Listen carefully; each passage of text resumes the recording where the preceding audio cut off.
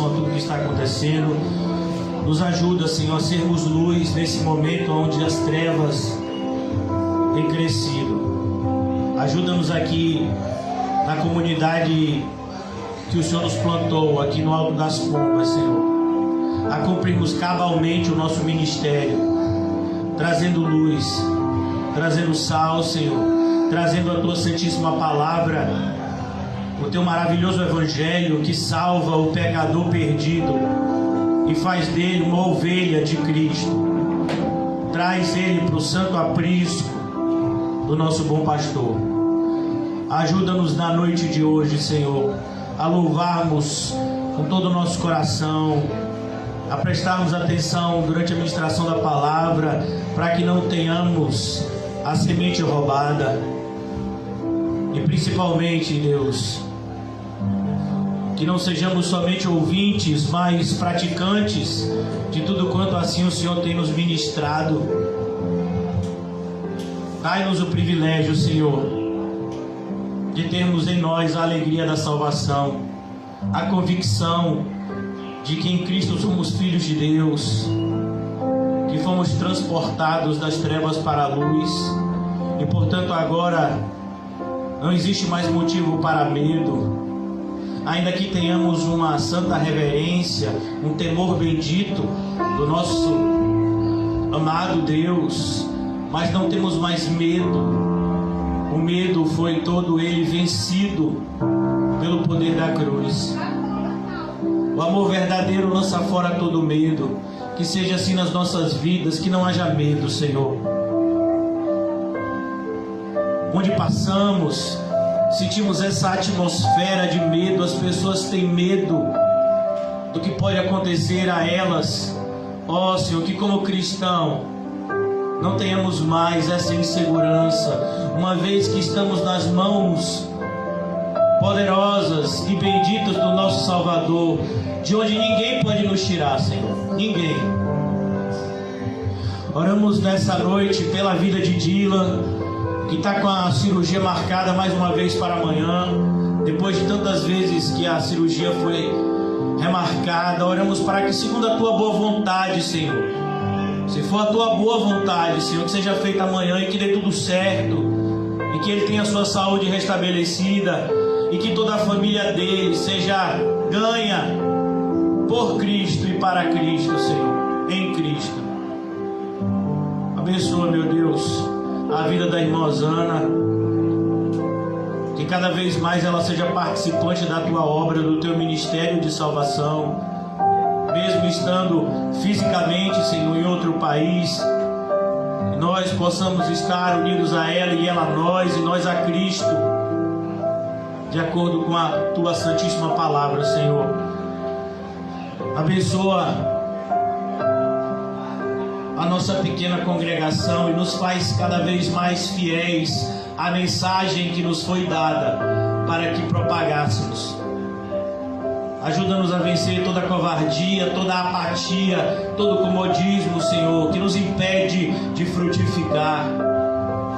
E nos ajuda a darmos os bons frutos que prevalecerão por toda a eternidade, porque em Cristo são feitos. Ajuda-nos a termos na noite de hoje um avivamento nas nossas almas, um reaquecer do nosso coração. Ó Deus, um reorganizar das nossas prioridades, aonde sempre, em primeiro lugar vem o Teu reino e a Tua justiça. Dai-nos olhos para ver, ouvidos para ouvir, Senhor, aquilo que o Senhor tem para nós. Em nome de Jesus. Amém e graças a Deus.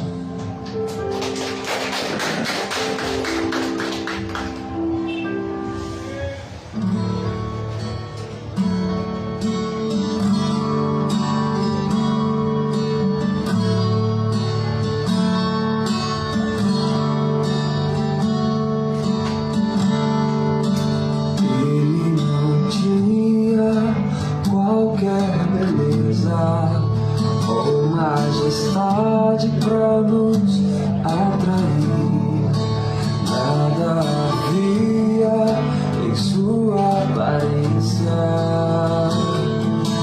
para o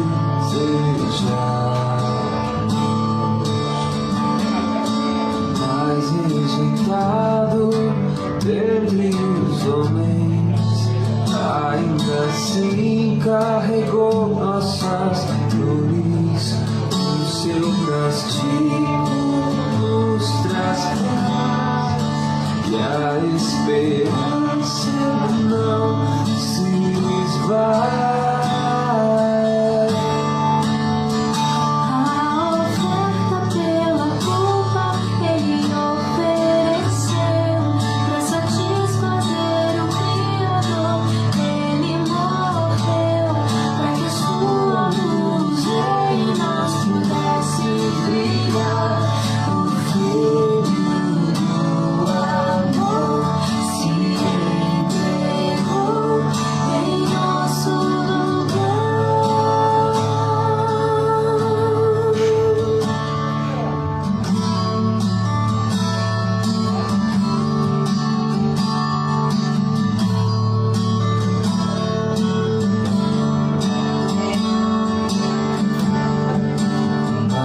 Rejeitado dentre os homens, ainda assim carregou nossas dores, o seu castigo nos traz paz, e a esperança não se esvai.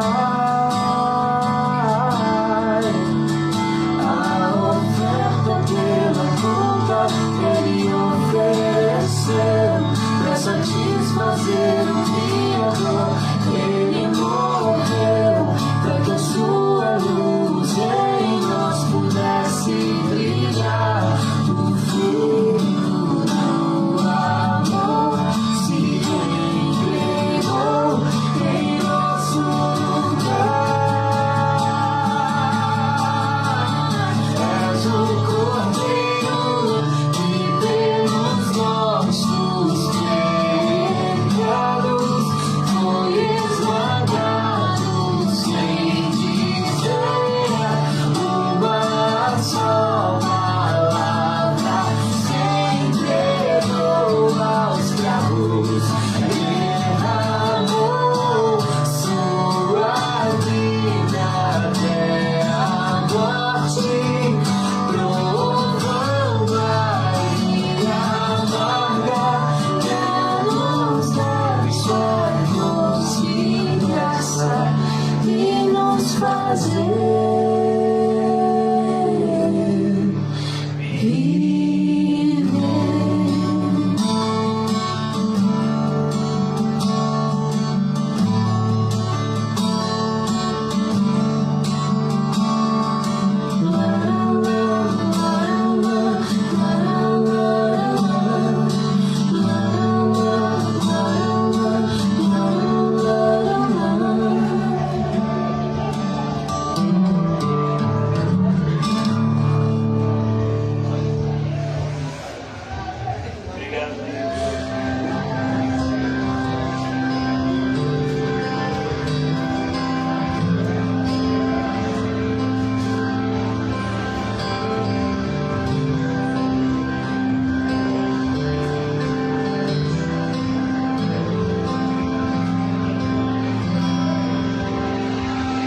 viver. Ele é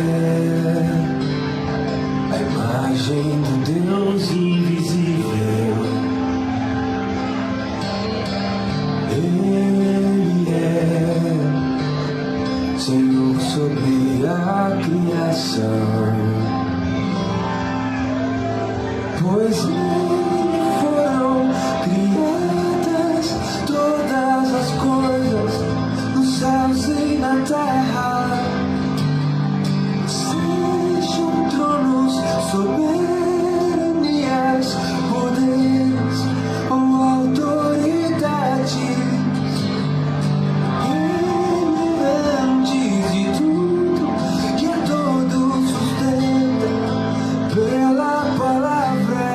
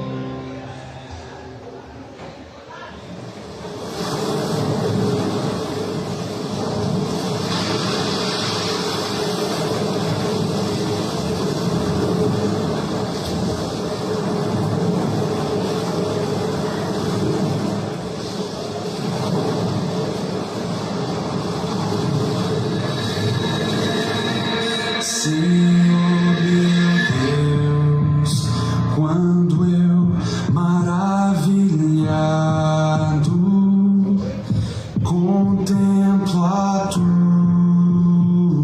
imensa criação, o céu e a terra, os vastos oceanos. Fico a pensar em tua perfeição. Então minha alma canta a ti, Senhor. Grandioso és tu, grandioso és tu. Então minha alma canta a ti, Senhor. Grandioso és tu,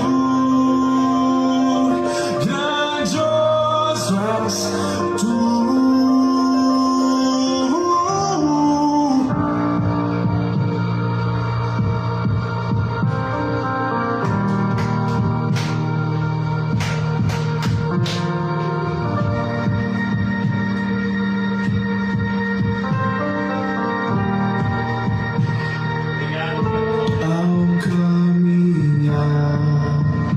Nas matas e florestas,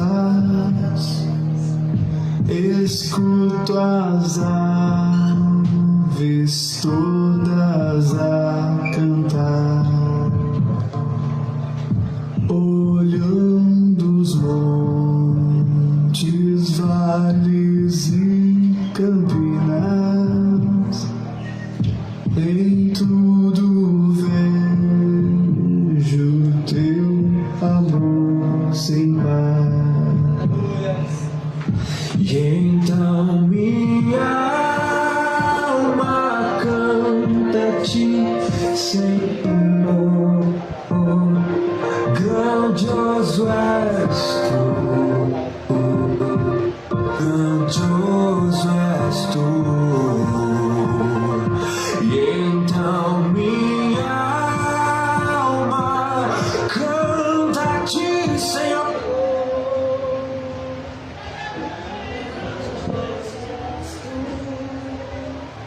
Grandioso és tu. Então minha alma, a igreja cantando. Então minha alma canta a ti, Senhor. Aleluia. Grandioso és tu. Grandioso és tu. E ao lar celeste então me transportar, adorarei prostrado para sempre. Grandioso és tu, meu Deus, irei cantar. Então minha alma canta a ti, Senhor. Grandioso és tu, grandioso és tu. Então minha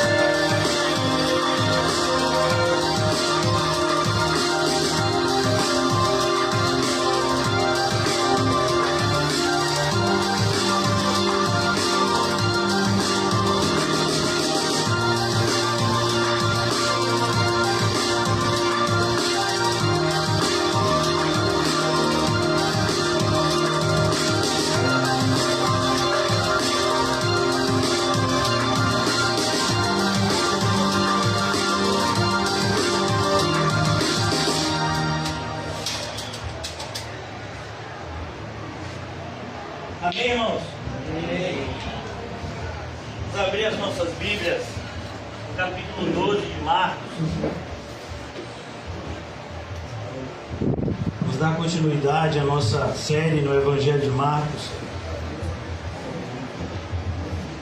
Já estamos como já lembramos algumas vezes, estamos já na última semana do Senhor Jesus. O Senhor Jesus está agora na semana da Páscoa em Jerusalém. E ele já havia repreendido os fariseus e a liderança religiosa, formada pelos fariseus, saduceus, escribas. Ele já os havia repreendido por conta da sua hipocrisia, pela maneira como eles administravam as coisas de Deus, tendo como sempre o seu próprio interesse em primeiro lugar. E agora o Senhor Jesus, ele vai nessa passagem aqui do capítulo 12, começar nos contando uma parábola. E logo depois Marcos vai mostrar para nós uma série de embates que vai existir entre Jesus e os líderes religiosos da sua época. É importante nós termos na nossa mente, irmãos, cada vez mais, que esse tipo de influência religiosa é algo que nos alcança se não vigiarmos, se é que já não nos alcançou. Devemos insistentemente estar orando e vigiando, em primeiro lugar, em relação à nossa própria vida, em relação à nossa própria devoção, em relação à nossa comunhão com o Senhor, se ela está em primeiro lugar ou não. E aqui Jesus vai dar um exemplo.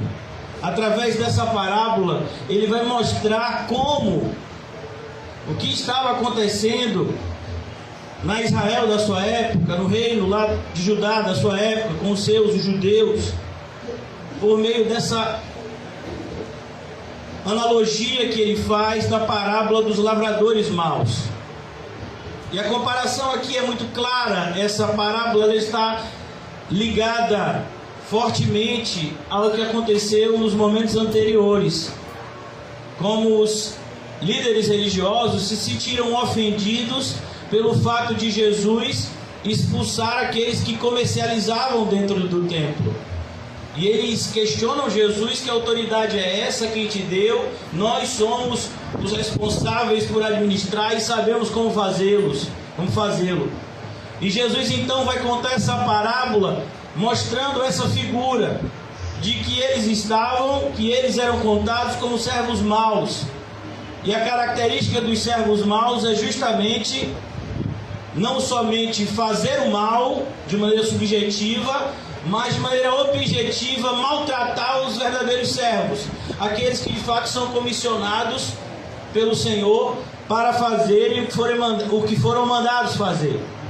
Então, sem mais demora, o capítulo 12 é um capítulo um pouco extenso, e ele diz o seguinte: depois entrou Jesus, depois justamente desse embate que ele teve aqui, logo no começo do dia com a liderança religiosa, e ele entra e começou a falar. A ideia de entrar é que ele entrou no templo.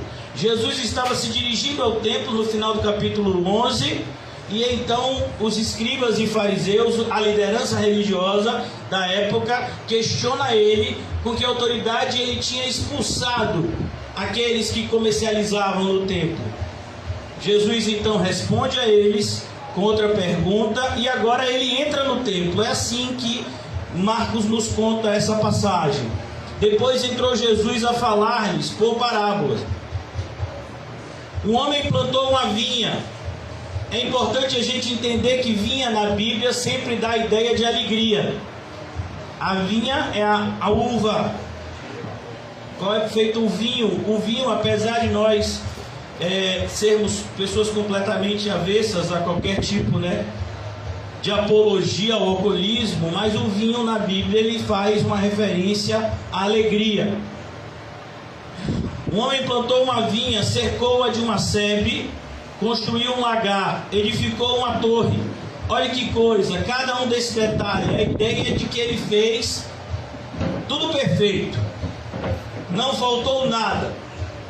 ele plantou a vinha, ele cercou-a para que ninguém invadisse, que nenhum animal viesse.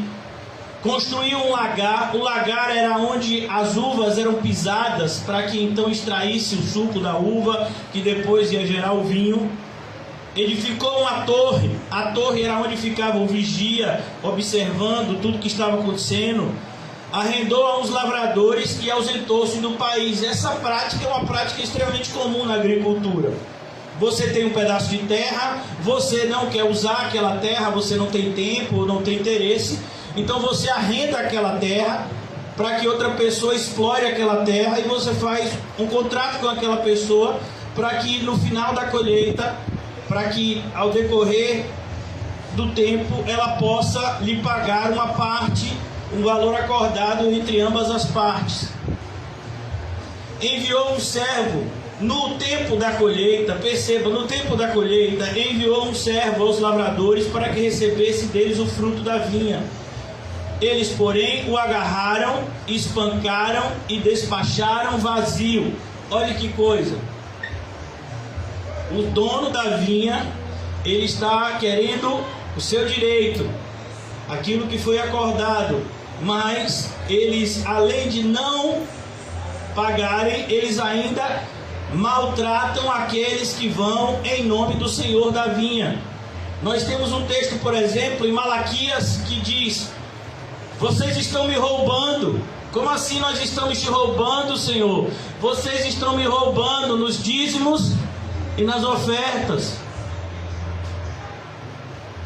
Nós vamos ver no Antigo Testamento o Senhor dizendo como ele não estava satisfeito com o culto hipócrita. No próprio livro de Malaquias, o Senhor vai dizer no capítulo 1 que as pessoas estavam fazendo o que não era lícito fazer, trazendo animal coxo, animal ferido para ser sacrificado. E aqueles que se levantavam contra isso eram maltratados, à semelhança do que aconteceu com Jeremias e tantos outros profetas, o próprio João Batista. Eles, porém, o agarraram, espancaram e despacharam vazio. De novo, lhes enviou outro servo, e eles o esbordoaram na cabeça e o insultaram. Ainda outro lhes mandou, e a este mataram. Olha que coisa, como a perversidade ela vai aumentando. Primeiro eles bateram, o segundo eles pegaram um porrete para bater, e o terceiro eles chegam a matar. A maldade se multiplica, a oposição ela aumenta, de maneira que aqueles que não estão se aproximando de Deus estão se tornando cada vez mais hostis e violentos contra aqueles que são de Deus. A realidade do mundo espiritual é essa: ninguém permanece neutro. Ou você está se adequando à vontade de Deus, ou você está se tornando cada vez mais rebelde a ela. Mas olha como Deus é longânimo. Ele continua mandando os servos, até que mataram. Muitos outros lhes enviou, dos quais espancaram a uns e mataram a outros. Ele mandou muitos servos. Olha como ele é misericordioso, a gente não compreende isso. Não, pois já maltrataram 1, 2, 3, ainda vai mandar mais. Não, é porque eles não estão entendendo como Deus é longânimo, irmãos. Como Deus tem sido longânimo comigo e com você, e com todas as outras pessoas que ainda não entenderam que sem Jesus nós não somos nada, e Jesus sem nós continua sendo tudo. É a gente que precisa dele e não o contrário. Restava-lhe ainda o seu filho amado, e este lhes enviou. E a este lhes enviou, por fim, dizendo: respeitarão meu filho. Jesus está falando acerca de si mesmo em relação ao povo lá, os religiosos da sua época, aqueles que haviam sido comissionados a servirem a Deus, a ensinarem ao povo como adorar a Deus corretamente, mas estavam fazendo tudo errado e ensinando as pessoas o errado. Eles eram cegos que guiavam as pessoas para o mesmo lugar que eles estavam indo, que era o abismo. Estava-lhe ainda o seu filho amado. Olha que coisa, o seu filho amado. Quantas vezes a gente ouve o pai falar: eis o meu filho amado, que me dá muito prazer. Todas as vezes que Deus Pai se refere a Deus Filho, se refere dessa forma. E a este lhes enviou: respeitarão meu filho. Mas os tais lavradores disseram entre si: este é o herdeiro, ora, vamos, matemo-lo, e a herança será nossa. Porque a avareza é idolatria. Porque não se pode amar a Mamon e a Deus. Não se pode amar a Deus e as riquezas. Porque é mais fácil um camelo passar por um buraco de uma agulha do que um rico entrar no reino de Deus. Porque o amor ao dinheiro é a raiz de todos os males. Nós vamos ver aqui qual é o real interesse desses homens. A herança será nossa. E agarrando, mataram-no e atiraram para fora da vinha. O que fará, pois, o dono da vinha? Virá e exterminará esses lavradores e passará a vinha a outros. Aqui já está sendo dito como o cristianismo ele vai surgir como uma continuação da aliança de Deus com o seu povo. O verdadeiro povo de Deus somos nós, os cristãos. Os verdadeiros descendentes de Abraão, Isaac e Jacó somos nós. Aqueles que de fato seguem o que foi dito por Moisés e pelos profetas, somos nós, a igreja, que amamos a Deus de todo o coração, alma, força e entendimento. Vemos uma anomalia crescendo no meio do seio da igreja cristã, que é um suposto interesse em conhecer o judaísmo, como se isso fosse nos auxiliar em alguma coisa. Irmãos, se os judeus de fato fossem verdadeiros adoradores, eles não teriam matado Jesus Cristo. Ainda não lestes nas escrituras? A pedra que os construtores rejeitaram, essa veio a ser a principal, a pedra angular. A pedra angular era a pedra base da construção. E é isso que Jesus está falando aqui. Essa referência está no Salmo 118, versículos 22 e 23. Aquela que as pessoas rejeitaram, essa é a principal. Isso procede do Senhor e é maravilhoso aos nossos olhos. Isso vem de Deus. Como Paulo diz em 1 Coríntios, aos que não são, Deus chama. As coisas desprezíveis do mundo, Deus chama, para confundir aqueles que pensam que são alguma coisa. E procuravam prendê-lo, mas temiam o povo, porque compreenderam que contra eles proferira esta parábola. Percebe, irmãos, tem pessoas que estão acompanhando o culto pela internet, tem pessoas que assistem os cultos na igreja, talvez, e elas compreendem: olha, o que o pastor está falando ali está me atingindo, mas você não vê nenhum tipo de arrependimento. Muito pelo contrário, essas pessoas elas se tornam hostis àqueles que estão revelando o pecado que elas estão cometendo, muitas vezes abertamente.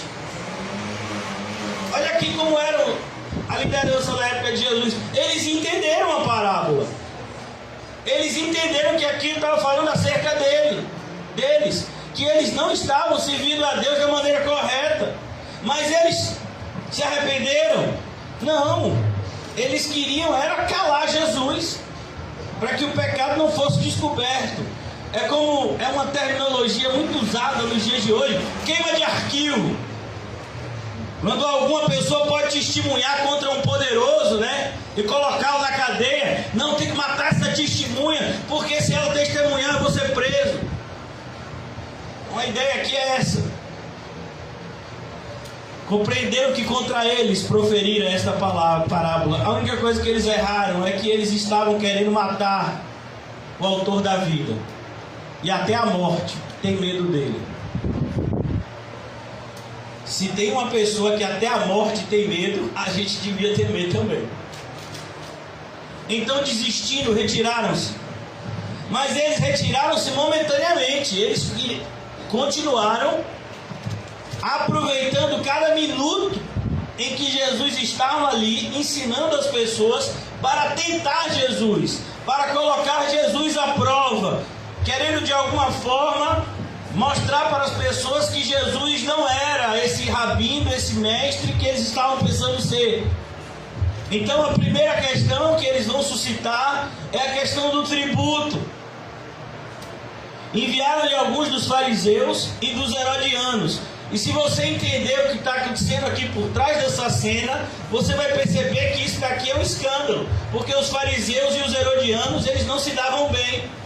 É como se você pegar a pessoa mais religiosa e você pegar a pessoa mais imoral do bairro e você ver essas duas pessoas andando juntas para ir fazer alguma coisa. Mas como é que pode, rapaz? O religioso vive falando da imoralidade, o imoral vive criticando a moralidade do religioso. Eles estão juntos para perseguir Jesus, eles se unem. Para perseguir os cristãos, eles se unem. O legalista e o imoral, eles se unem para perseguir os verdadeiros cristãos. Enviaram-lhe alguns dos fariseus e dos herodianos para que o apanhassem em alguma palavra.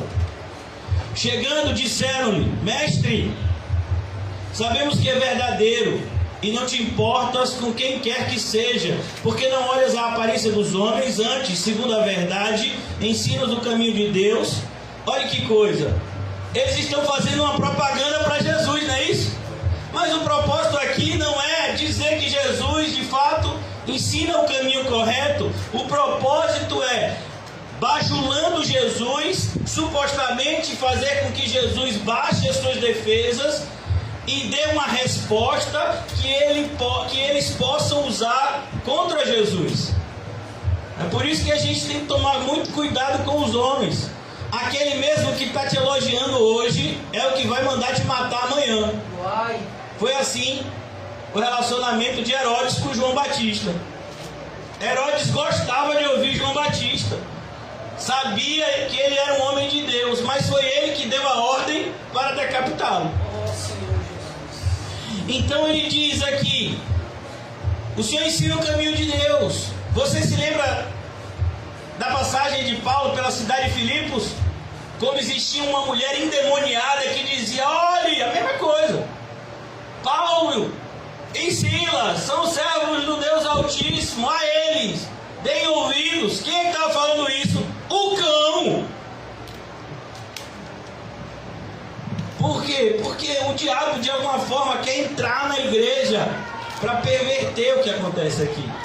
É por isso que nós temos que tomar muito cuidado, para não permitir que nada que seja diabólico aconteça no nosso meio. Muito pelo contrário, para que nós sejamos um ajuntamento de santos que estão se santificando ainda mais para o seu Deus, que é santo, santo, santo.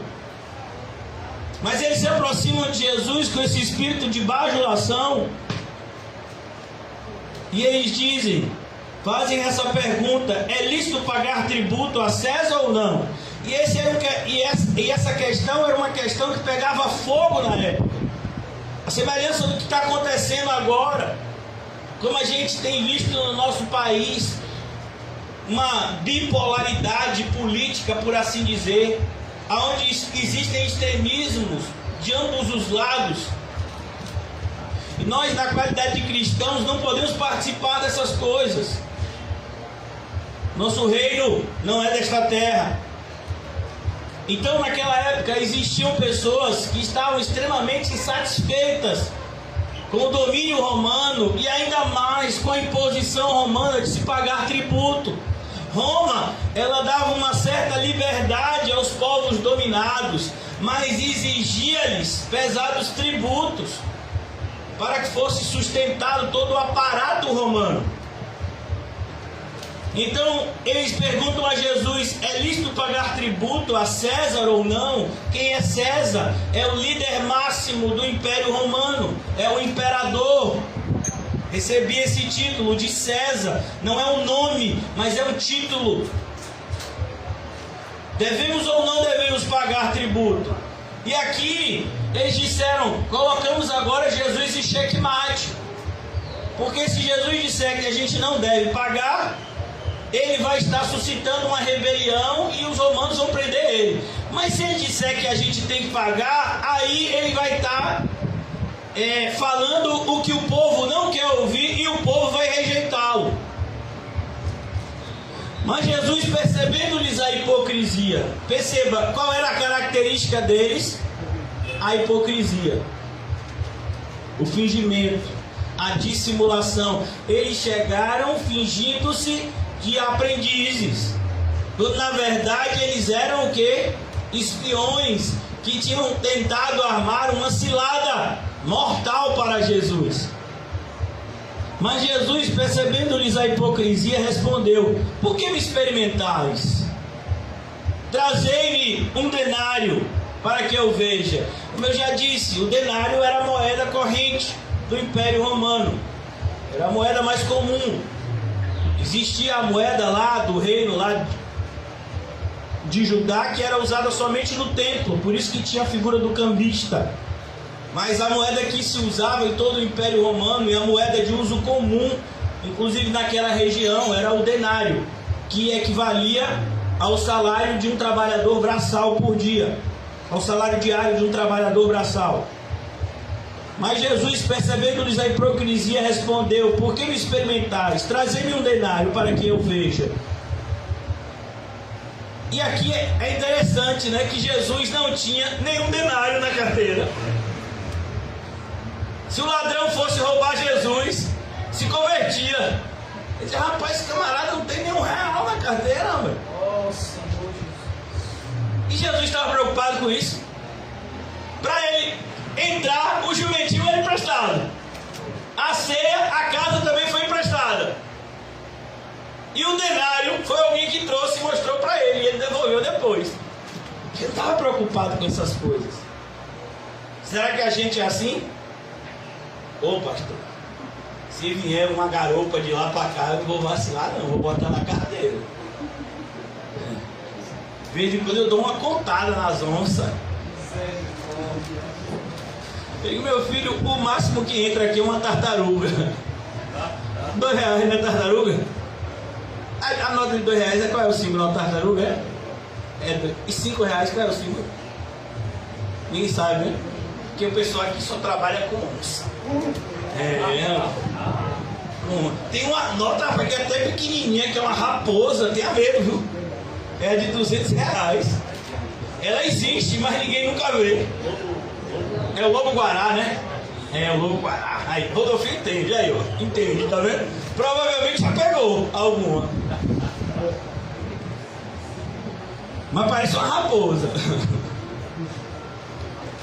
Jesus então pega aquele denário e diz: de quem é esta efígie e inscrição? A efígie, irmãos, era a imagem gravada na moeda. Até hoje as moedas elas têm imagem gravada, tanto do valor, né, quanto uma imagem atrás referente à moeda, né, por assim dizer. Acho que aqui a gente tem moeda hoje de 5 centavos, 10 centavos, né, 25 centavos e R$1, é isso mesmo? Não? 50 centavos, né, R$1. Então é aquela moeda ali. A cédula ainda não existia, esse dinheiro em cédula. O dinheiro antigamente era em metal, moedas. E aqui então ele mostra aquela imagem de quem é esta inscrição aqui. Aí responderam: é de César. A imagem que tem aí é de César, não César, pai do milagre. César, imperador romano da época de Jesus. E disse-lhe Jesus então: dai a César o que é de César. E é importante a gente entender onde é que Jesus estava aqui? No templo. No templo que ele havia anteriormente purificado, dizendo: saiam daqui com o seu comércio, aqui é uma casa de oração. Então nós devemos dar a Deus o que é de Deus. O que é que a gente tem que dar a Deus? Nosso amor. Devemos amá-lo de todo o coração, alma, força e entendimento. Mas ainda assim devemos cumprir o nosso papel de cidadão na sociedade em que nós estamos inseridos. E no nosso caso, a sociedade brasileira. Eu vou adiantando até para os irmãos. Eu não sei se vocês já viram o decreto do toque de recolher, né? O pessoal chama de lockdown, mas não é lockdown não, é toque de recolher. Lockdown é outra coisa. Lockdown é quando fecha tudo.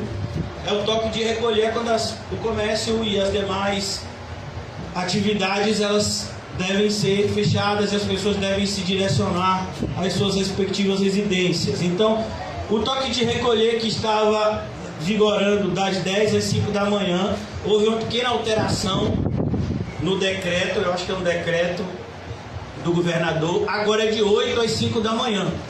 Então eu orei hoje à tarde, logo quando eu vi essa notícia, e a gente vai reorganizar os nossos cultos. A gente não pode ficar sem os nossos encontros, pelo menos eu vejo dessa forma. Então a gente vai antecipar, os nossos encontros vão ser de 6 às 7, né?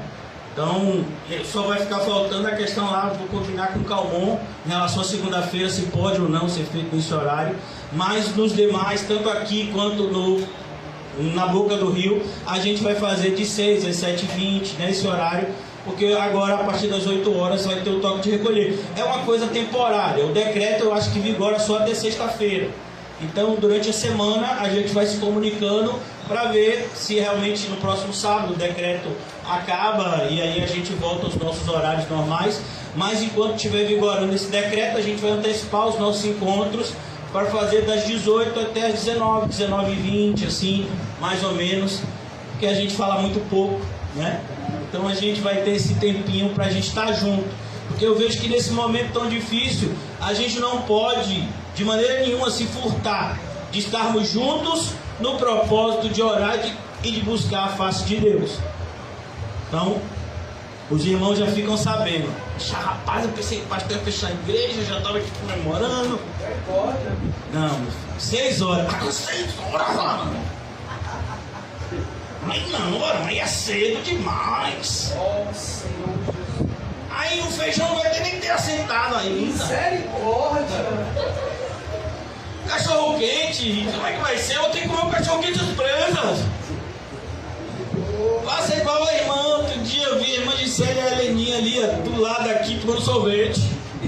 Antes do culto, botando glicose para suportar o pastor.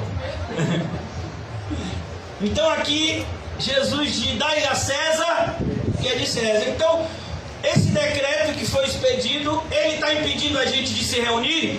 Não, então a gente não vai se levantar contra ele. Mas ele está dizendo que a gente tem que voltar mais cedo para as nossas casas e a gente tem que respeitar. Então a gente adequa o nosso horário. Vai ser difícil para alguns de nós? Vai. O caminho é estreito. Pode ser que tenha algumas pessoas que não vão poder vir em alguns encontros. Não. A gente vai estar orando por eles, que a gente não pode deixar de se reunir. Pelo menos eu vejo dessa forma. Disse-lhes então Jesus: dai a César o que é de César, e a Deus o que é de Deus. Mais uma vez, o que Deus quer de nós sempre, e em primeiro lugar, Jesus vai falar isso mais adiante, é o nosso amor. A nossa estada aqui, a nossa estadia aqui na igreja é somente uma demonstração do nosso amor. Pelo menos deve ser.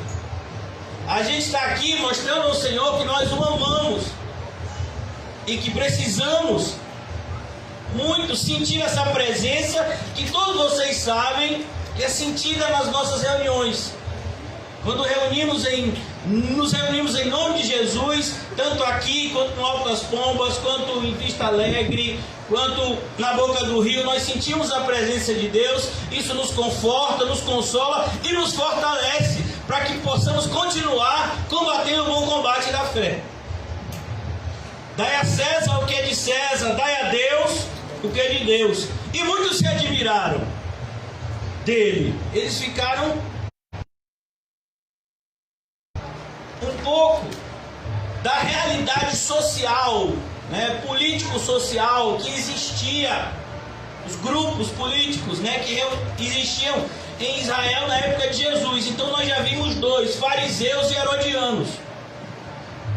Agora vai aparecer um outro grupo, que era a maioria que formava o Sinédrio. Era o grupo dos religiosos mais poderosos e ricos, os saduceus. E eles tinham como característica serem pessoas extremamente materialistas, a ponto de não acreditarem na ressurreição, não acreditarem na existência de anjos, que estão bem explícitos na Bíblia. Eles não acreditavam, eles seriam algo muito próximo, quem conhece um pouco de teologia, dos teólogos liberais da nossa geração. Se você pegar, por exemplo, um comentário bíblico de um teólogo liberal, quando ele estiver comentando uma passagem que fala de alguém endemoniado, aí ele vai dizer coisas como: porque na época de Jesus não se tinha os estudos psiquiátricos que se tem hoje. Então, o endemoniado, que se chamava de endemoniado antigamente, era uma pessoa com distúrbios psiquiátricos. E aí, como não se sabia dessa vertente da medicina na época de Jesus, se dizia que as pessoas eram endemoniadas. Isso é o que um teólogo liberal diz diante de passagens bíblicas. Ele vai querer dar sempre razões lógicas e racionais, quando na verdade, irmãos, existe algo que se chama poder de Deus, que nós deveríamos estar maravilhados e submissos a esse poder. E os saduceus, eles tinham como essa característica, é uma característica inclusive da maioria dos poderosos. Eles não creem no poder de Deus, porque o poder de Deus coloca em xeque o poder que eles acham que tem. No caso, por exemplo, o sumo sacerdote, ele vinha sempre desse partido, do partido dos saduceus. Anás, Caifás, eles eram saduceus. E os sacerdotes que vieram antes deles faziam parte desse partido assim religioso, que formava o sinédrio. O sinédrio era formado por fariseus e saduceus, mas quem dava as cartas mesmo, quem mandava, eram os saduceus, eram os mais poderosos. E eles agora se aproximam de Jesus, com toda a sua esperteza teológica, e eu falo esperteza no sentido diabólico da palavra mesmo. Então os saduceus que dizem não haver ressurreição, perceba que Lucas já deixa bem claro, eles estão indo conversar com Jesus como se eles tivessem algum tipo de dúvida, mas eles não tinham dúvida nenhuma. Eles já tinham sentenciado, eles já tinham batido o martelo. Não existe ressurreição. Não existe. Então os saduceus que dizem não haver ressurreição aproximaram-se dele e lhe perguntaram, dizendo: Mestre, Moisés nos deixou escrito que se morrer um irmão de alguém e deixar a mulher sem filhos, seu irmão tome como esposa e suscite descendência a seu irmão. Onde é que está escrito isso, irmãos? Deuteronômio 25. Era o que nós conhecemos como a lei do levirato. O propósito era o quê? Era fazer com que a semente daquele homem que morreu se perpetuasse por meio da figura do seu parente mais próximo, que seria o seu irmão de sangue. Ele se relacionaria com a viúva, e o filho que nascesse seria contado como filho daquele que morreu. O propósito era justamente perpetuar o nome do falecido. Era muito importante a continuação de uma família. Então isso está registrado. Mas olha que coisa assustadora. Isso, por exemplo, aconteceu de maneira distorcida na família de Jesus. Quem aqui já leu a genealogia de Jesus? Já leram a genealogia de Jesus? Jesus, ele é descendente de qual dos filhos de Jacó? Valendo 10 pontos. Jacó teve quantos filhos? 17, 15 ou 12? 12? Tem certeza? No campo de Jesus universitários? E qual é desses 12 que deram origem às tribos? Qual é a tribo que Jesus pertence? Judá, exatamente. E como foi que nasceu os descendentes de Judá? Vocês lembram? Como foi? Os filhos de Judá, um deles morreu. E eles não quiseram cumprir isso que estava escrito aqui. E aí a mulher deles se disfarça e tem relacionamento com o próprio, para que nasça herdeiro. Essa história está inclusive na genealogia de Jesus. Se vocês não leram ela não, eu vou mostrar para vocês. Vamos abrir lá rapidamente em Mateus, capítulo 1. Pastor, o senhor não tem mais o que fazer não, é? Não, meu filho, eu posso ensinar a Bíblia, você não pode aprender não? Olha que coisa linda. O livro da genealogia de Jesus Cristo, logo no começo de Mateus, capítulo 1, versículo 1. Abraão gerou Isaac, Isaac a Jacó, Jacó a Judá e a seus irmãos. Judá, por que Judá? Se o filho mais gente boa, não tem gente boa, pastor, mas o filho mais gente fina de Judá, de Jacó, quem foi? Foi o xará de José. José que era o filho correto, dava alegria para o pai. Mas olha que coisa, quem é que aparece aqui? Judá. Judá e seus irmãos foram gerados por Jacó. E Judá gerou de Tamar a Pérez e Zera. Mas quem é Tamar? Tamar é mulher de um filho falecido de Judá. Filho de Judá faleceu, deveria ser cumprido essa vontade do Senhor, não se cumpriu. E aí ela se disfarça, ela tem relacionamento com o seu sogro e nasce então de Tamar. Por isso que são poucas as mulheres que aparecem na genealogia. E o propósito normalmente é mostrar algum evento por trás. De Tamar, Judá gerou a Pérez e a Zera. Pérez, a Esrom. E perceba, irmãos, que o propósito é justamente o que? A descendência ser continuada. E é isso que eles estão se referindo aqui em Marcos capítulo 12. Estou familiarizando vocês com os costumes do Antigo Testamento. Hoje a gente não faz mais isso. Até porque a descendência que vale é espiritual. A circuncisão que vale é a do coração. Então, versículo 19 do capítulo 12, voltando para o nosso texto. Mestre, Moisés nos deixou escrito que se morrer o irmão de alguém e deixar a mulher sem filhos, seu irmão a tome como esposa e suscite descendência a seu irmão. Ora, havia 7 irmãos, e eles então estão contando o quê? Uma hipótese. Eles estão, conjecturando uma hipótese. Ora, havia 7 irmãos, o primeiro casou e morreu sem deixar descendência, o segundo desposou a viúva e morreu, também sem deixar descendência, e o terceiro da mesma forma, e assim os 7 não deixaram descendência. Por fim, depois de todos, morreu também a mulher. Meu filho, coitada dessa mulher, viu? Nossa, Senhor Jesus. Eu acho que já no 5º irmão que morreu, os 2 últimos que ficaram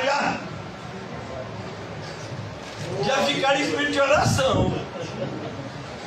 Já começaram a ajeitar as coisas, agora é minha vez. Coitada da mulher, desse exemplo. Na ressurreição, quando eles ressuscitarem, de qual deles será a sua esposa? De que será a esposa? Porque os 7 a desposaram. Respondeu-lhe Jesus: não provém o vosso erro de não conhecerdes as Escrituras e nem o poder de Deus? Olha o que Jesus está dizendo para os teólogos liberais da sua época, para aquele pessoal que tem doutorado na Alemanha, pós-doutorado na África do Sul, que tem seus mega livros escritos, comentários que não valem nada. Jesus olha e diz: vocês não estão errando por 2 coisas: não conheceres as Escrituras. Como é que você diz para uma pessoa que se acha o maior conhecedor da Escritura da sua época que ele não conhece ela? Já imaginou? Que coisa assustadora. Mas era verdade. Não conhece as Escrituras.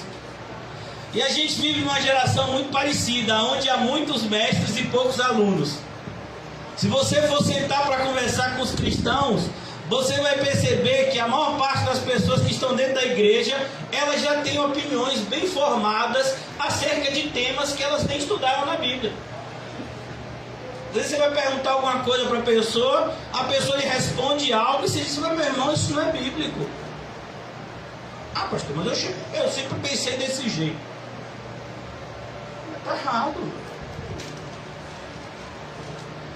a gente precisa entender, quando a gente de fato é regenerado, a gente recomeça do zero.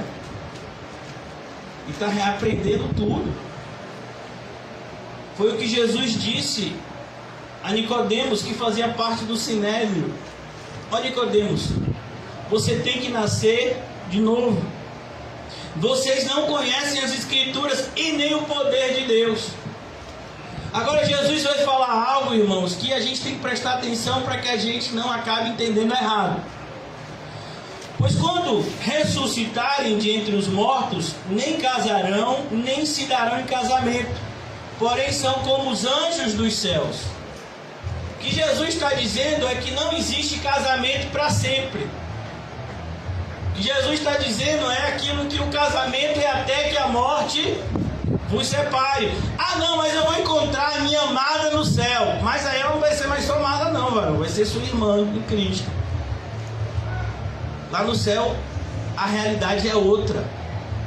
É uma realidade muito distinta da que a gente vive aqui. A ideia de que seremos como os anjos é justamente essa ideia de que não vai mais haver união entre homem e mulher, mas viveremos todos como irmãos, em uma alegria indizível. Pois quando ressuscitarem de entre os mortos, nem se casarão, nem se darão em casamento, porém são como os anjos do céu. Quanto à ressurreição dos mortos, e eles não acreditavam na ressurreição dos mortos. Então Jesus disse: vocês estão dizendo que não acreditam na ressurreição dos mortos, né? Eles não acreditavam e eles diziam que os únicos livros que deveriam ser levados em conta eram a Torá, ou os 5 livros que Moisés teria escrito. Quanto à ressurreição dos mortos, não tendes lido no livro de Moisés? Eles diziam-se seguidores de Moisés, eles se sentavam na cadeira de Moisés. No trecho referente à sarça, quando Deus aparece a Moisés pela primeira vez lá no deserto, Moisés era um pastor de ovelhas de 80 anos de idade, tomando conta das ovelhas que nem sua eram de seu sogro. E ele diz aqui: quanto à ressurreição, seu sogro Jetro, quanto à ressurreição dos mortos, não tendes lido no livro de Moisés, no trecho referente à sarça, como Deus lhes falou: eu sou o Deus de Abraão, Deus de Isaque, o Deus de Jacó. Ora, ele não é Deus de mortos, e sim de vivos. Laborais em grande erro. Olha que coisa, a ideia de laborais é a ideia de que vocês estão trabalhando de maneira muito errada. É como, por exemplo, irmãos, vamos imaginar uma coisa. Aqui a gente tem exímios pintores. Outro dia eu estava comentando com alguém que a igreja que mais tem pintor na Bahia, por metro quadrado, é a CCVE. Todo mundo sabe pintar aqui, menos o pastor. Rodolfinho pinta, Mateus pinta, tem Fábio que pinta, tem outro Fábio que pinta, tem César que pinta, tem Paulinho que pinta e faz outras coisas também, né? Agora vamos imaginar que a gente vai pintar essa parede aqui, né? Vamos imaginar que primeiro eu pinto e depois eu emasso ela, tá certo isso? Por que não? Eu posso fazer do jeito que eu querer. Eu vou pintar ela e depois eu venho, emasso e lixo. Ah não, eu lembrei que ali tem outro pintor que está escondidinho ali, que é Deval, pinta também, jogador, no pincel. Agora você já pensou? Então eu pinto e depois eu venho, Rodolfinho, emasso e lixo, tá certo isso? Aí entrega assim a pintura. Ô rapaz, mas você não pintou, só aconteceu. Não, eu pintei antes, é uma estratégia que eu tenho. Eu pinto, depois eu emasso e lixo. Não ficou bonito? Claro que não ficou. O certo não é isso. O certo é você emassar, lixar, deixa a parede bem lisinha. Se eu estiver errado, vocês me corrigem. Eu já aprendi na teoria, na prática é zero. Então você deixa bem lisinha, depois você vem e pinta, espera secar e dá a segunda mão, que chama, né? Então, não é assim que se faz? Mas se eu quiser fazer de outro jeito, vai estar errado. Vai estar errado. Então Jesus está dizendo: vocês estão trabalhando em grande erro. O verbo laborais dá essa ideia de trabalho. Eles eram, qual era o trabalho deles? Eles eram os líderes religiosos daquela geração. É o pessoal que Jesus tinha falado aqui na parábola. que ele compara com os agricultores que haviam recebido o campo, né, em arrendamento, mas que não estavam fazendo o correto, não estavam dando os respectivos pagamentos ao dono do campo. E Jesus então diz aqui: vocês estão trabalhando em grande erro. E o problema do erro de um líder religioso é que ele influencia outros. Quem seguir um guia cego, o que vai acontecer? Vai ter o mesmo destino que ele. Chegando, agora vai aparecer um quarto grupo, por assim dizer. Os escribas. Quem eram os escribas? Eles eram os copistas. Eram pessoas que passavam o dia todo transcrevendo os livros do Antigo Testamento. E por escreverem tanto, lerem e escreverem tanto, eles eram conhecidos também como doutores da lei. Muitos escribas eram fariseus.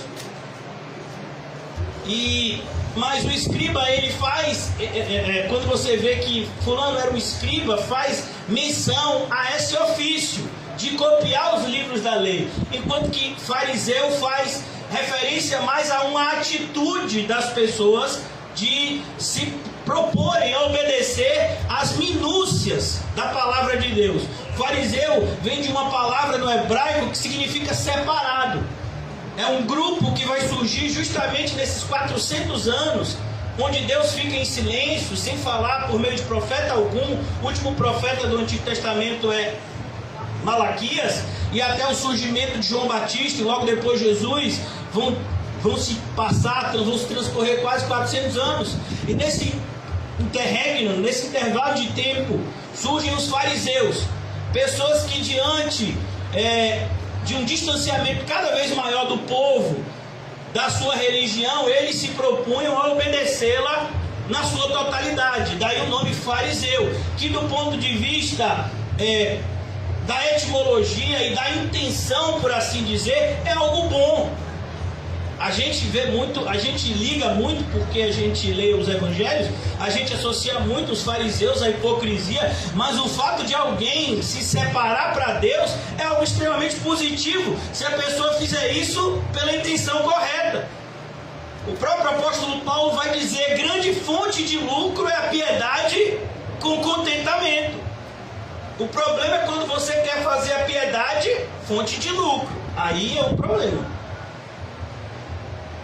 Chegando um dos escribas, tendo ouvido a discussão entre eles, vendo que Jesus lhes houvera, olha que coisa, ele estava prestando atenção a esses debates que haviam acontecido, tanto por parte da primeira leva, quais foram os fariseus e os herodianos, que fizeram questionamento de Jesus sobre o tributo, e logo depois vieram os saduceus.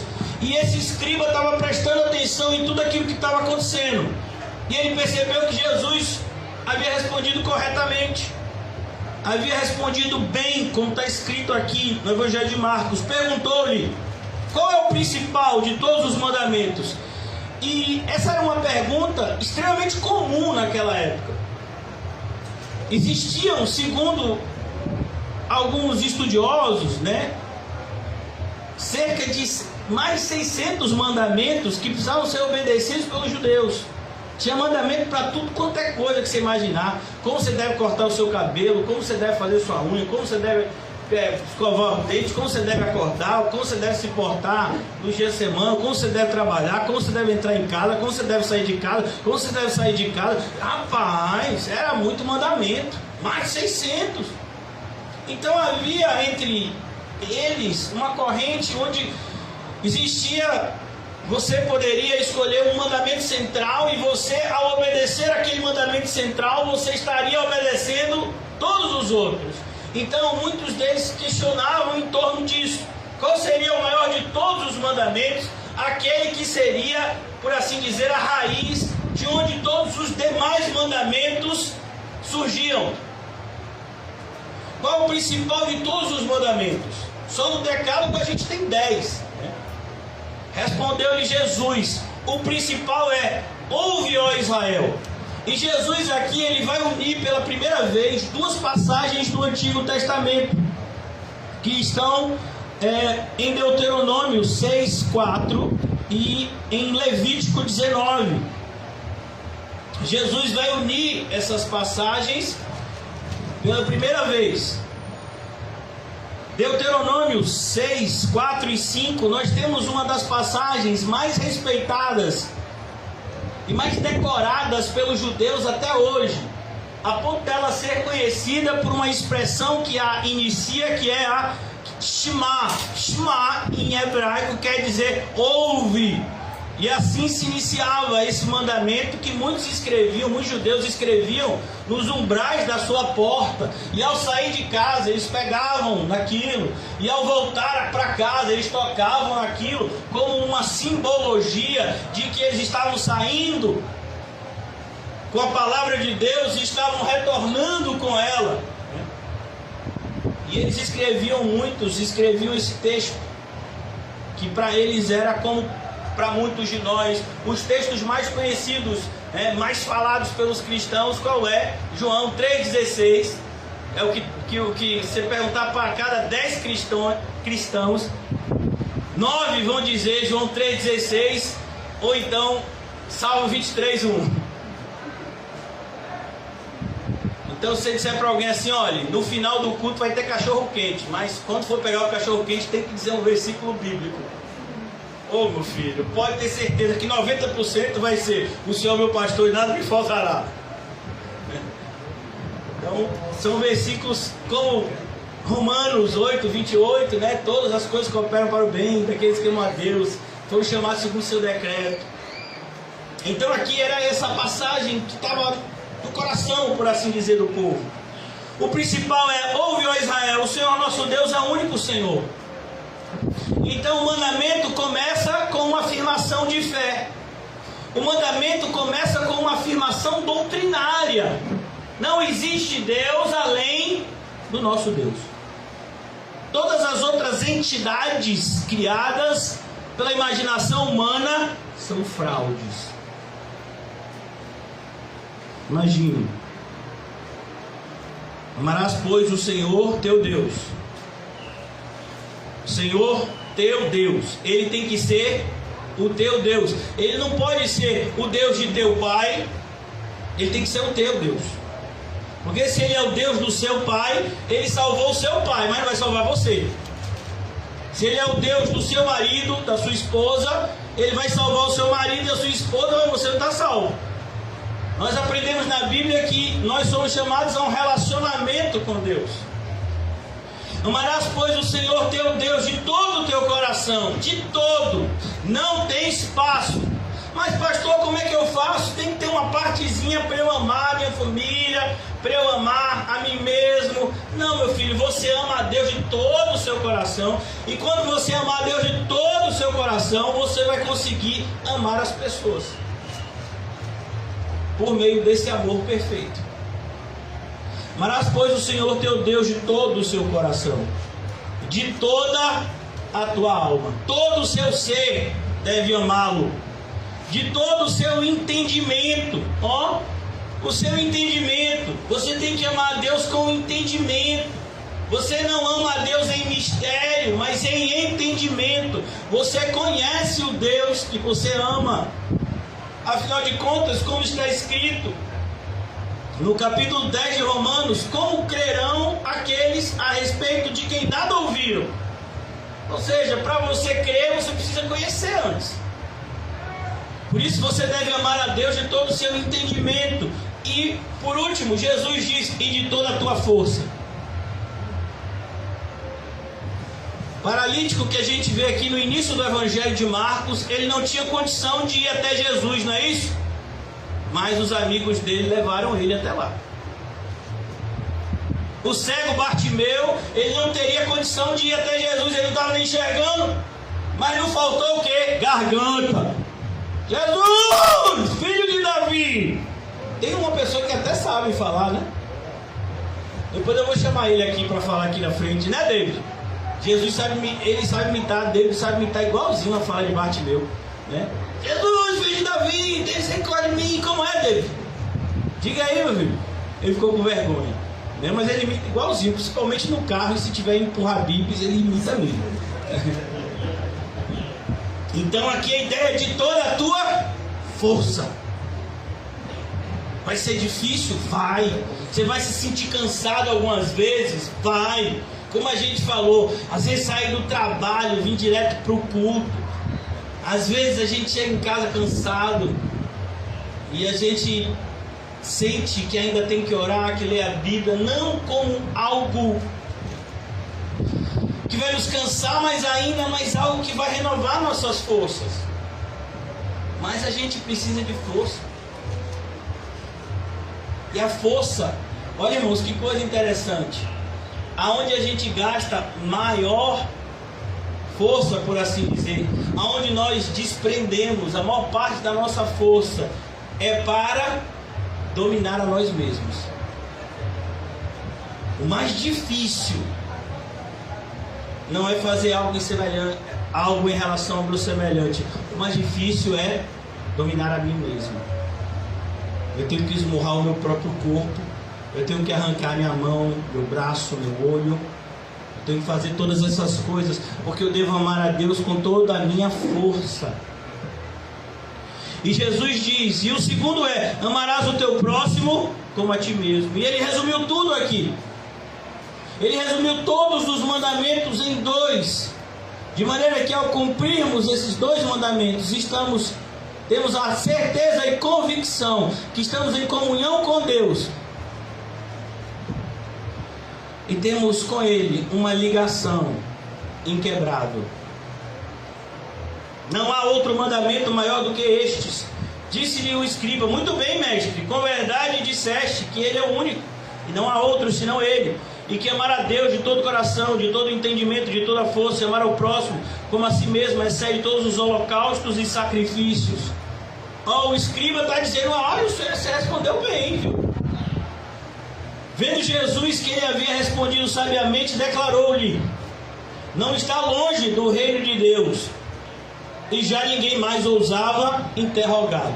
O pessoal percebeu, não vai dar para pegar ele desse jeito, porque de Bíblia ele entende. Olha que coisa, irmãos. O servo aprovado é aquele que manuseia bem a palavra de Deus. Isso vale tanto para o sexo masculino quanto feminino. Temos que ser obreiros aprovados que manuseiam bem a palavra de Deus. E agora Jesus é que vai questioná-los. Jesus ensinando no templo. Olha, Jesus ele está no templo. Da maneira como Marcos conta, é como se todos esses fatos aqui no capítulo 12 transcorressem num dia dessa semana da Páscoa. Jesus está no templo e perguntou, como dizem os escribas, que Cristo é o filho de Davi? O próprio Davi falou pelo Espírito Santo, disse o Senhor ao meu Senhor, assenta-te à minha direita até que eu ponha os teus inimigos debaixo dos teus pés. Onde é que está isso? Onde é que Davi fala isso? Salmo 110, versículo 1, irmãos. E agora? 2 Samuel 23, 2 também tem essa referência.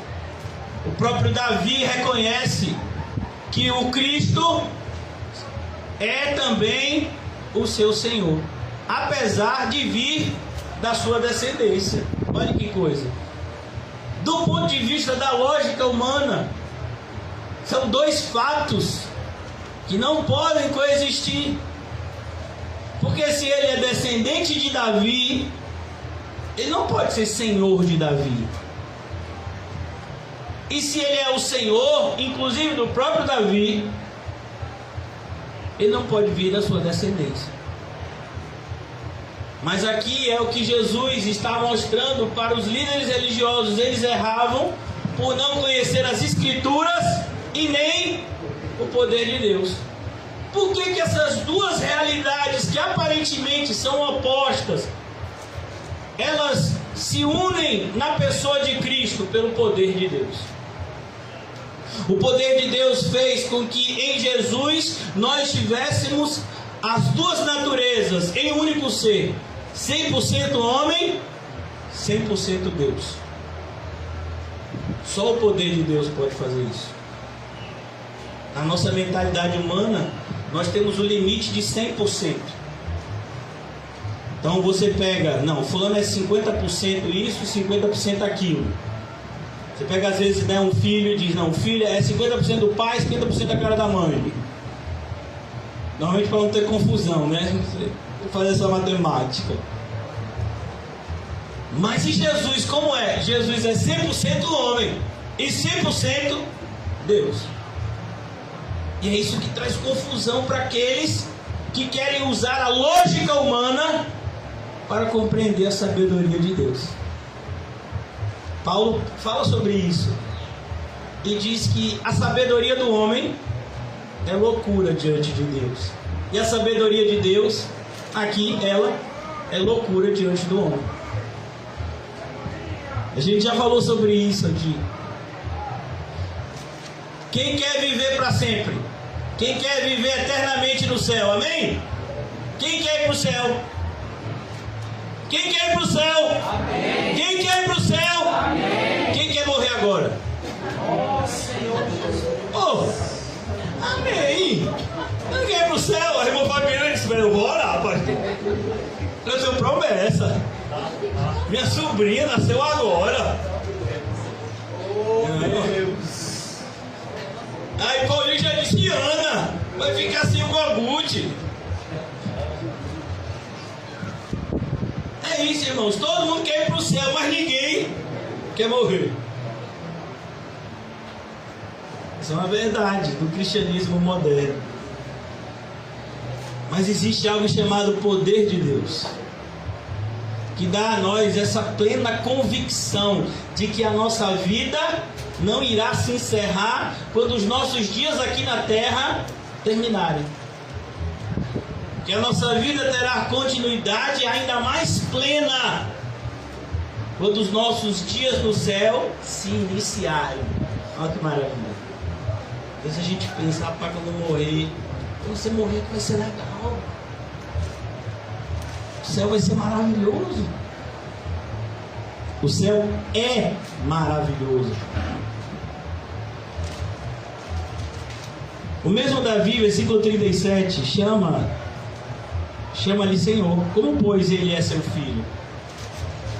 E a grande multidão que o ouvia com prazer. E ao ensinar dizia a ele, guardai-vos dos escribas. E quando Jesus ensinava, Jesus não tinha medo do confrontamento. Eu já disse a vocês que um pastor pode ser muitas coisas, menos covarde. Ele pode ter o defeito como eu, né, de ter uma voz de taquara rachada, pode gritar, pode até demorar, né, para terminar o culto. Às vezes a gente fala palavras duras para corações que ainda são mais duros ainda. Mas o pastor não pode ser covarde, porque ele precisa fazer determinadas coisas que vão exigir inevitavelmente coragem. O ensino exige coragem. E ao ensinar dizia ele, guardai-vos dos escribas, guardai-vos. A ideia é, tenha muito cuidado com eles. Tenha cuidado com a influência deles, porque a influência deles alcança você, mesmo sem você estar andando com eles. Guardai-vos dos escribas que gostam de andar com vestes talares. Ó, o pessoal que gosta de andar arrumado. Vestes talares eram vestes usadas em festividades, principalmente um vestido de casamento, né, que era a festividade mais celebrada da época, festividade que demorava dias. Então vestes talares eram vestes festivas. E das saudações nas praças, eles gostavam de serem reconhecidos. Até hoje a gente vê. Outro dia, muito tempo atrás, quando o CAC havia se iniciado, eu conheci um pastor, não, bispo. Ele me repreendeu as 5 vezes. Eu falei, pastor fulano, ele não é pastor não, mas é bispo. E ele, normal, né? Eu chamei ele umas 3 vezes, eu guardo de pastor, ele ficou indignado. Tá provocando, rapaz? Eu sou bispo. E na mentalidade dessa pessoa, ele está acima de pastores. O bispo é aquele que pastoreia pastores. Onde é que está isso na Bíblia? Não está. Isso é invenção humana. A Igreja Católica criou até a palavra arcebispo, aquele que está acima dos bispos. E aí você tem acima dos arcebispos a figura do Papa. Onde é que está isso? No coração de Satanás, que cria essa diferenciação entre o povo de Deus. Nós somos todos irmãos, se é que somos regenerados. A diferença é que tem gente que é regenerada e tem gente que não é. Uns são de Deus e outros não são. Então eles gostam, até hoje as pessoas gostam desse tipo de cumprimento. Eu fui para o casamento de uma alma, e aí o pastor que fez esse casamento disse: não, a gente tem que honrar, tem um lugar para o senhor na tribuna. Quem foi? Eu dei na porta, passei, fiquei lá na porta só para cumprimentar os noivos. E a gente percebe que até hoje existe esse ritualismo. As primeiras cadeiras nas sinagogas e os primeiros lugares nos banquetes, a semelhança do que acontece, né, na organização civil.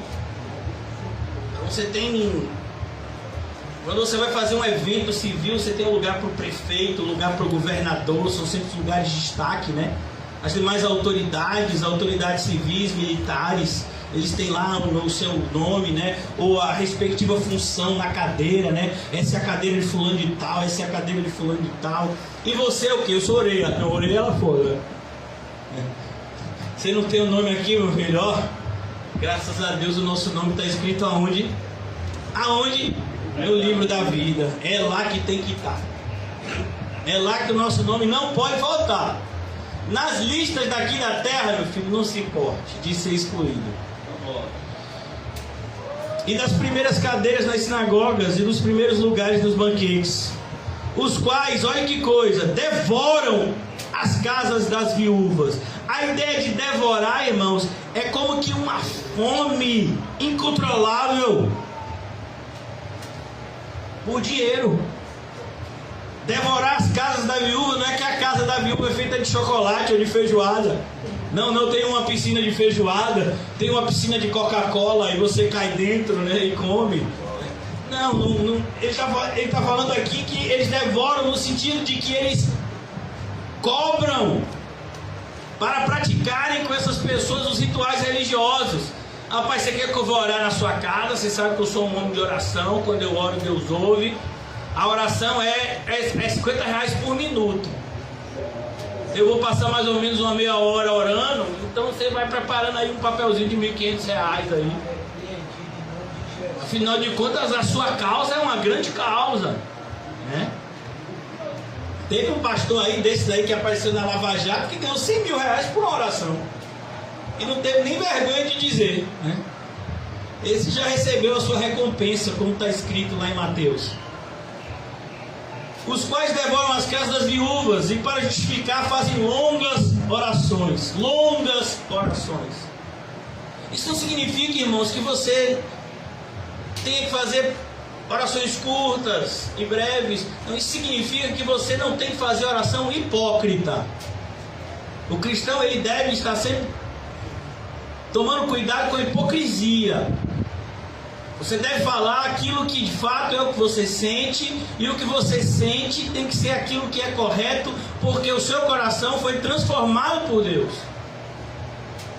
Então Jesus está aqui mostrando, eles fazem longas orações para justificar a cobrança. Estes sofrerão juízo ainda mais severo. Quando a gente lê o Evangelho, os 4 Evangelhos, dá a entender que parece que existe uma parte do inferno que é mais quente, por assim dizer. Ele vai colocar determinados grupos e dizer a esses grupos de pessoas que essas pessoas que praticam essas coisas, elas sofrerão um juízo ainda mais severo. Aqui é um dos casos. Agora, Marcos conclui esse capítulo 12 e parece que isso está solto aqui, né? Parece que esse texto está fora de lugar. Ele está falando da oferta da viúva pobre. Não, mas não tem nada a ver, está falando aqui da semana de Jesus. Não, Jesus está no templo. E existem três formas na Bíblia de você, supostamente, né, de você adorar a Deus. Jesus toca nesses três pontos lá no Sermão do Monte. Ele fala da oferta, ele fala da oração e ele fala do jejum. Esses três meios de graça, por assim dizer, que nos aproximam de Deus, quando são praticados da maneira correta e pela motivação correta. O jejum, a oferta, a oração. Jesus fala sobre isso no Sermão do Monte. Olha, quando você for jejuar, a ideia é, o jejum tem proveito sim, mas ele tem que ser feito da maneira correta. Olha, quando você for ofertar, a oferta tem proveito sim, mas tem que ser feito da maneira correta. A oração tem proveito, mas tem que ser feito da maneira correta. Aqui Jesus está tocando nesse mesmo assunto. Ele já tinha censurado as orações hipócritas e o jejum hipócrita que eram praticados pelos fariseus. E agora ele vai mostrar o valor de uma verdadeira oferta para Deus. E o que é uma verdadeira oferta? E percebe, irmãos, que ele não está falando de dízimo aqui. Dízimo é outra coisa. Você não dá o dízimo daquilo que você não tem. Você dá o dízimo daquilo que Deus te acrescenta. É outro assunto. Aqui a palavra é oferta. Assentado diante do gasofilácio. O gasofilácio, irmãos, era diferente dessa caixa bonita, que só a criatividade de Quinho, para aproveitar um móvel que provavelmente devia estar no lixo, né? E fazer um gasofilácio tão bonito. E ainda botar uma uva artesanal em cima, né? Para dar essa ideia de, sei lá, de prosperidade, alegria, né? É que tem gente que tem criatividade e tem gente que não tem, é o meu caso. Zero criatividade. Então, assentado diante do gasofilácio. O gasofilácio não era essa caixa que a gente tem aqui. E nem tem muito a ver com os gasofilácios de hoje. Os gasofilácios de antigamente eram como que em formato de trombeta. Eles tinham uma boca mais larga, que ia se afinando à medida que ia fazendo uma curva e que desembocava numa espécie de depósito, que depois era recolhido pelas pessoas que trabalhavam no templo. No caso eram os levitas, que serviam no templo. A gente sabe que existiam duas classes: os levitas, que serviam, que ajudavam os sacerdotes, e os sacerdotes eram aqueles que praticavam os rituais, por isso eram chamados sacerdotes. Mas ambos vinham da tribo de Levi, por isso o nome levita, a tribo que foi designada pelo próprio Deus para esse serviço de intermediação entre Deus e o seu povo. Assentado diante do gasofilácio, Jesus se sentou ali de frente. Observava Jesus como o povo lançava ali o dinheiro. E teve gente, meu filho, que botou dinheiro com força. Você já viu que tem judeu que é rico, meu filho? Imagine. Você sabia que grande parte dos banqueiros do mundo são judeus? Se você for pegar a lista dos homens mais ricos do mundo, tem uma revista chamada Forbes, se eu não me engano, que todo ano ela emite, né, essa lista dos 100 mais ricos do mundo. Diz que o ano que vem vai ter um tal de Basto Júnior. É verdade isso? Procede? Só se for da graça. Assentado diante do gasofilácio, observava Jesus como o povo lançava ali o dinheiro. Olha a maneira como o povo se relacionava com o dinheiro. A maneira como o povo se relacionava com Deus por meio das ofertas. Às vezes a gente pensa que se relacionar com Deus por meio de ofertas é algo material demais para nós que somos espirituais. Ô avarento, use essa desculpa para outra coisa, viu? Quando você ama a Deus com todo o seu ser, inclusive com o seu bolso. Viu, avarento? Rapaz, mas tem cara de pau na igreja, não entende? Não, Deus não se preocupa com essas coisas, né? Essas coisas pequenas, como o dinheiro. Oh Jesus, tem misericórdia. Ora, muitos ricos depositavam grandes quantias. Então, irmãos, para uma pessoa, vamos imaginar, né? Eu olho para Rodolfinho assim, ele tem a aparência assim de um jogador de futebol, daqueles craques assim mesmo, né? Imaginar que o Rodolfinho assinou um contrato com o Barcelona e ele vai receber a bagatela de R$1 milhão por mês. Tá bom, Rodolfinho? Dá para começar, né? Uma pessoa que ganha R$1 milhão por mês, você acha que se ele pegar e tirar 10 mil, vai fazer falta? Vai sobrar ainda o quê? 990 mil. Dá para alguma coisa, não dá? 990 mil? Dá? Se bem que as coisas estão um pouco caras, né, pastor? Não sei.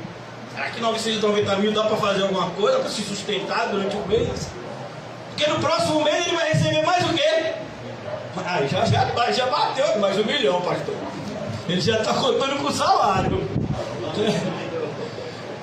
Então, tem gente que já está dizendo, eu peguei. Então uma pessoa que dá 10 mil, mas ela recebe R$1 milhão, esse 10 mil faz falta? Mas quando você vê aquela quantia, ainda mais, imagine a pessoa doando 10 mil em nota de R$10. São 1.000 notas de R$10. Aí não dá nem para entrar aqui, meu filho. A pessoa bota no envelope e diz, ô Kio, eu não sou um contribuidor, Kio. Eu sou um homem generoso na obra de Deus. Você é um homem de pouca fé. Como é que eu vou botar minha oferta aí nesse negócio aí? Aí que o velho assim, não tem problema. Ele abre a parte do fundo e diz, pode colocar por aqui. Se todo problema fosse esse pastor assim não, viu? E então vendo os ricos botaram em grandes quantias. Naquela época dava pra gente ver, porque como eu expliquei pra vocês, o dinheiro não era em cédula, o dinheiro era em moeda. Então eu não sei se você já viu os desenhos bíblicos. A carteira daquela época não era como essas carteiras bonitas que os irmãos têm. Paulinho mesmo tem uma carteira que é desse tamanho, meu filho. Quando ele vai pegar a carteira, ele faz assim, ó. Eu não sei como é, eu acho que ele tá com problema de coluna por causa do peso da carteira, só pode ser. É. Então mas a carteira de antigamente era como se fosse um saco de couro, porque as pessoas botavam ali o quê? As moedas, e eles amarravam normalmente no cinto. Você já viu nos desenhos bíblicos que eles botavam aqui, né? Ali era a carteira da época, aquela bolsa ali, ó, onde ficava o dinheiro, que eram as moedas. Então quando uma pessoa chegava, né? Vamos imaginar alguém dando 100 denários. 100 denários é muito dinheiro, né? 100 dias de trabalho. Então ele pega aquele saco cheio de moeda e vai derramando assim no gasofilácio. Rapaz, que é dali, viu? Porque dali é crente, viu? Você viu ali quanto ele deu? Os discípulos então, meu filho, Judas Iscariotes devia ficar doido. Judas Iscariotes nesse momento ficava se coçando. Que ele já gostava, né? Era um tesoureiro. E todos eles estavam ali. Vindo, porém, uma viúva pobre, depositou 2 pequenas moedas correspondentes a um quadrante. Era a moeda de menor valor da época. Então, enquanto que o denário era essa moeda que tinha valor, essa era a moeda de pequeno valor. Dava para comprar provavelmente um pássarozinho, algo pequeno. E ela depositou essa moeda, que era a moeda de menor valor. E chamando os seus discípulos, por que Jesus quer ensinar isso? Jesus quer mostrar que o que importa para Deus, irmãos, é você amá-lo de todo o coração, alma, força e entendimento. Essa é a forma de Jesus demonstrar visivelmente, principalmente para nós, que somos pessoas tão visuais, como você demonstra que você ama a Deus de todo o coração, alma, força e entendimento. E ele pega como exemplo essa viúva. E ele viu todos estão vendo aquela viúva, talvez para muitos ela passasse despercebida, mas não diante de Jesus. E chamando os seus discípulos, disse-lhes: em verdade vos digo que esta viúva pobre depositou no gasofilácio mais do que os fizeram todos os ofertantes. A ideia aqui é, se você pegar todo mundo que depositou hoje, essa viúva depositou mais. Você já imaginou isso? Mas ela deixou 2 moedinhas. Senhor, o senhor não está sabendo contar matemática. E aí Jesus agora vai explicar para eles. Porque todos estes ofertaram do que lhes sobrava. Não é assim que a gente faz normalmente? A gente até separa o dízimo, alguns assim mais generosos separam o dízimo e a oferta. E vão fazendo, né? E aí tem lá tudo separadinho, organizado. Mas essa mulher é meio desorganizada. Ela deu tudo que tinha. O que leva uma pessoa a fazer isso? E o mais interessante é que no capítulo anterior a gente tinha estudado a respeito de um jovem rico que Jesus tinha pedido isso a ele e ele não fez. Pega tudo que você tem, dá aos pobres, terás um tesouro no céu, depois vem e segue-me. E ele fez isso? Não. Foi embora triste porque era dono de muitas propriedades. Mas essa viuvinha pobre, ela pegou tudo que ela tinha e ela disse, eu vou dar a Deus. Que leva uma pessoa a fazer isso, irmão? Senão o amor. Porque todos eles ofertaram do que lhe sobrava. Ela, porém, da sua pobreza, deu tudo quanto possuía, todo o seu sustento. Olha que coisa linda, irmãos. A gente fica querendo saber mais dessa viuvinha, né? Mas a gente já sabe como Deus trata bem as viúvas e os órfãos.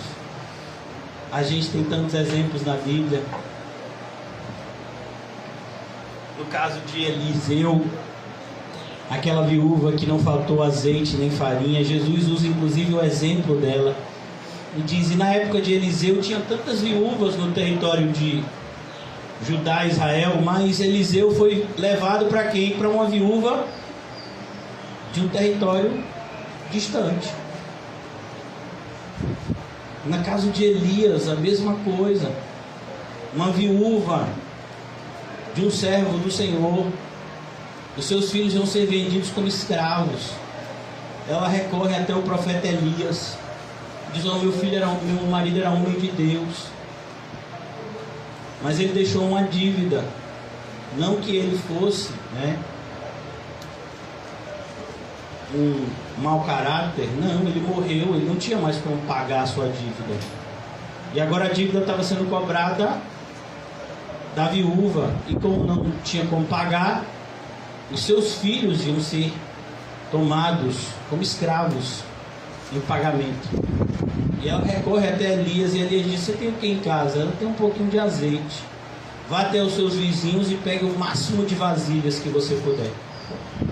Depois você vai em casa, você vai pegar o azeite que você tem e você vai derramar em todas essas vasilhas. Vai, vende, paga a dívida, e o que sobrar você vai ter o suficiente para viver com os seus filhos. Era viúva essa mulher. E a gente está vendo aqui como Deus trata as viúvas. E uma das coisas que nos constrange é o fato dessa pessoa ser viúva. Porque a viúva era vista também como uma pessoa necessitada. Mas essa é a que dá a maior oferta. Como aquelas pessoas que muitas vezes têm menos, elas são mais generosas do que aqueles que têm mais.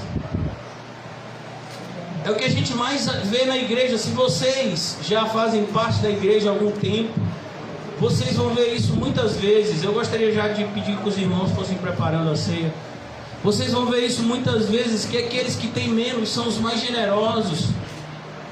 Porque apesar de eles terem menos materialmente, eles são agraciados com o dom da generosidade. Isso é um dom que Deus concede, como concedeu a essa viúva.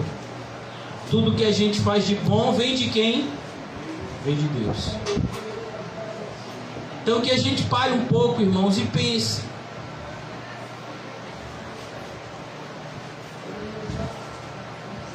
Diante de todo esse cenário que a gente tem vivido, de pandemia,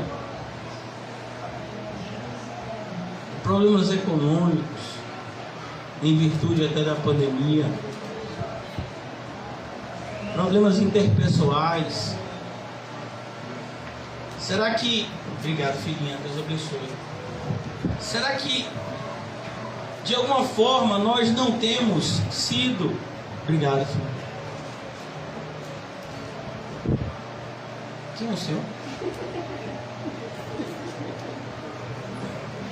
Será que nós não temos sido negligentes, irmãos, no nosso relacionamento com Deus? Eu falo isso não porque esteja faltando nada. Não, pela graça de Deus não falta nada. A nossa igreja é uma igreja humilde e nós temos o direcionamento de Deus de permanecermos humildes. Mas a ideia é que o nosso próprio relacionamento com Deus, ele tem que estar em constante crescimento. E a Bíblia traz consigo inúmeros alertas a respeito de que eu não posso amar a Deus e amar ao dinheiro ao mesmo tempo. Então, diante desse momento onde nós estamos vendo o preço que Jesus pagou pela nossa salvação, pela graça que nos alcançou, a graça nos alcançou de graça para nós, mas custou a vida do Filho de Deus. A gente precisa se questionar a respeito do nosso cristianismo, irmãos. Cristianismo que não nos custa nada, ele não nos serve para nada.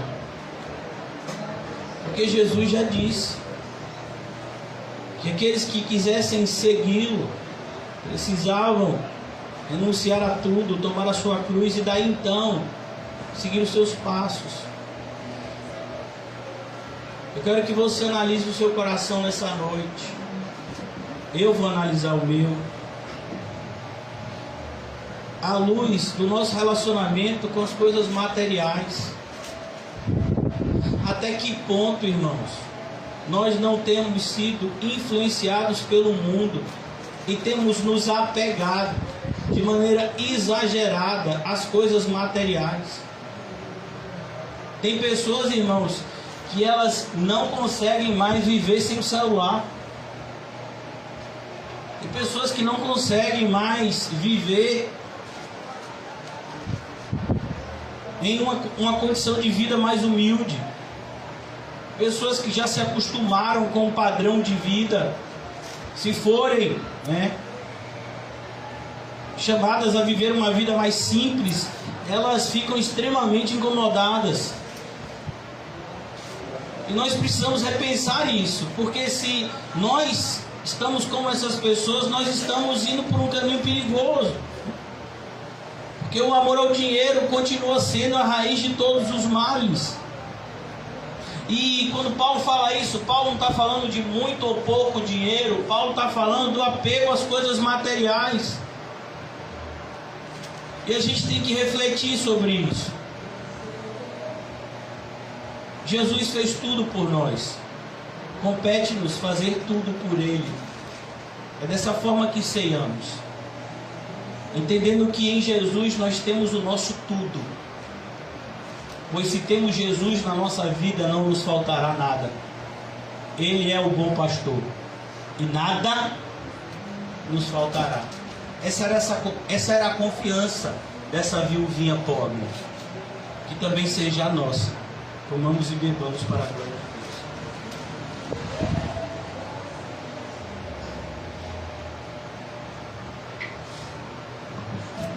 Obrigado, Senhor, por nos permitir estarmos reunidos aqui nessa noite. Ajuda-nos nessa semana que se inicia. Dai-nos sabedoria, Senhor, para que possamos tomar todas as decisões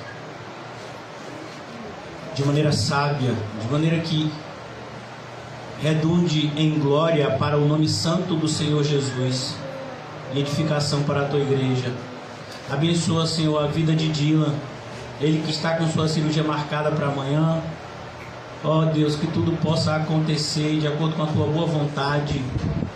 Abençoa a vida dos médicos, Senhor, que irão participar da cirurgia. Dai a eles sabedoria, que tudo transcorra, Senhor, de maneira maravilhosa, e que possamos ter o pequeno Dylan mais uma vez de volta à comunhão conosco, para a glória do teu santo nome e a alegria nossa.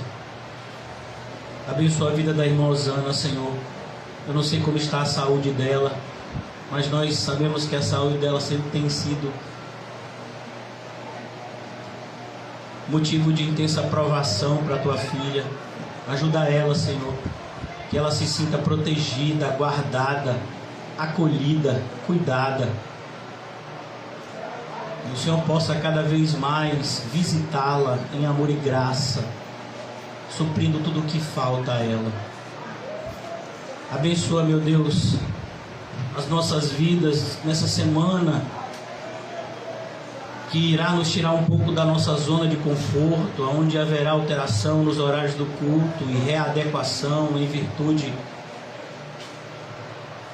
dos decretos governamentais. Que o Senhor nos ajude a fazer tudo de maneira ordeira e decente, respeitando aquilo que deve ser respeitado, e tendo sempre em nosso interior o nosso Rei é o Senhor Jesus, e que somente a Ele nos prostramos. Mas nos ajuda a entender também, Senhor Jesus, que enquanto cidadãos somos chamados a respeitar regras sociais, quando estas não nos colocarem contra Ti. Por isso nos dai dessa sabedoria, Senhor. Ajuda-nos a perseverar por meio desse caminho estreito, aonde não podemos caminhar entre extremos, mas precisamos ter a sabedoria de Cristo na nossa mente, para que as nossas decisões glorifiquem sempre e sempre o nome do nosso Senhor bendito. Que o amor de Deus, o Pai, que as doces consolações do Espírito Santo e a graça maravilhosa do nosso Senhor e Salvador Jesus Cristo seja sempre conosco. Nós vemos. Dê uma salva de palmas ao Senhor. E diga ao seu irmão: os encontros dessa semana vão ser às 6 horas ou às 18 horas, como queira. Amém? Irmão Comum vai poder ser amanhã lá, esse horário? Então amanhã vai ter lá no pronto, vai ter lá em Corre Faria às 18 horas, viu? Estamos lá.